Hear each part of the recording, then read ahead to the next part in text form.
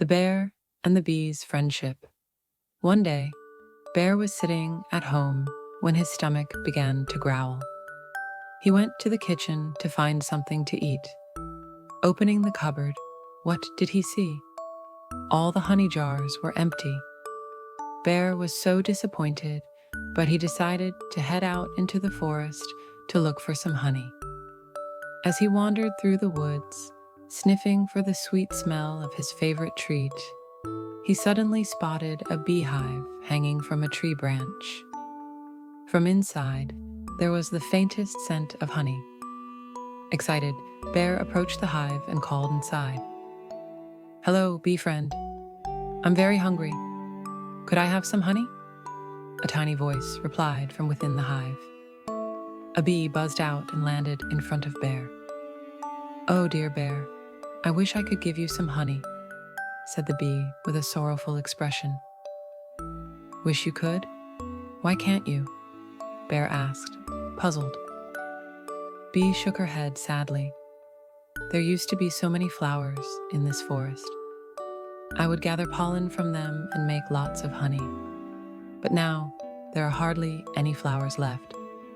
Without flowers, I can't gather pollen, and without pollen, I can't make honey." Bear was both surprised and saddened. How can that be? A whole forest with no flowers? He wondered. Then, an idea popped into his head. "Don't worry, I'll help you," he said with determination. The next morning, Bear set out early.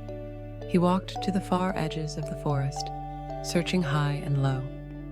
But no matter how far he went, he didn't find a single flower. Feeling hopeless, he began to trudge back home when he ran into Rabbit. "Why do you look so sad?" Rabbit asked. Bear explained, "There are no flowers where we live.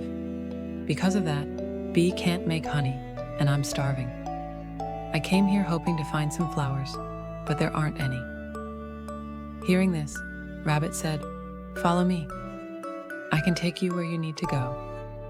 Excited, Bear followed Rabbit. Rabbit led him to a valley bursting with flowers of every color. Bear couldn't believe his eyes. He turned to Rabbit and said, "Thank you so much.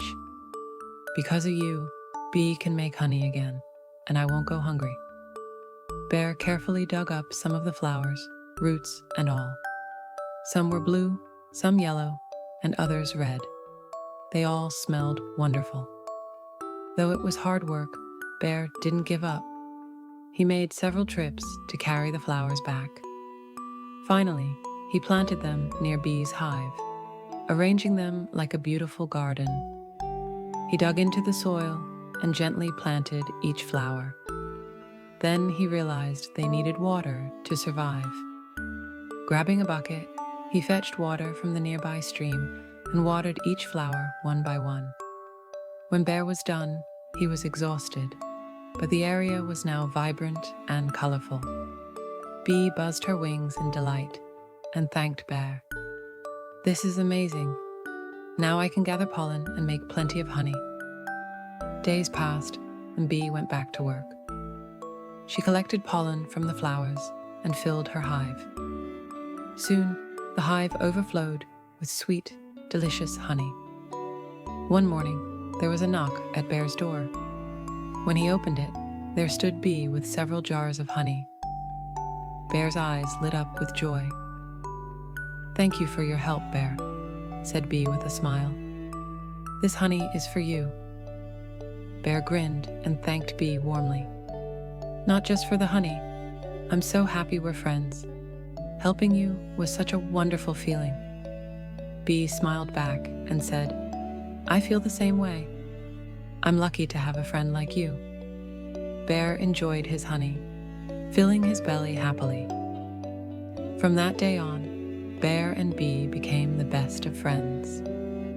Bear always helped Bee, and Bee made sure to fill the forest with sweetness. And so, it was clear once again, friendship is sweeter than the sweetest honey.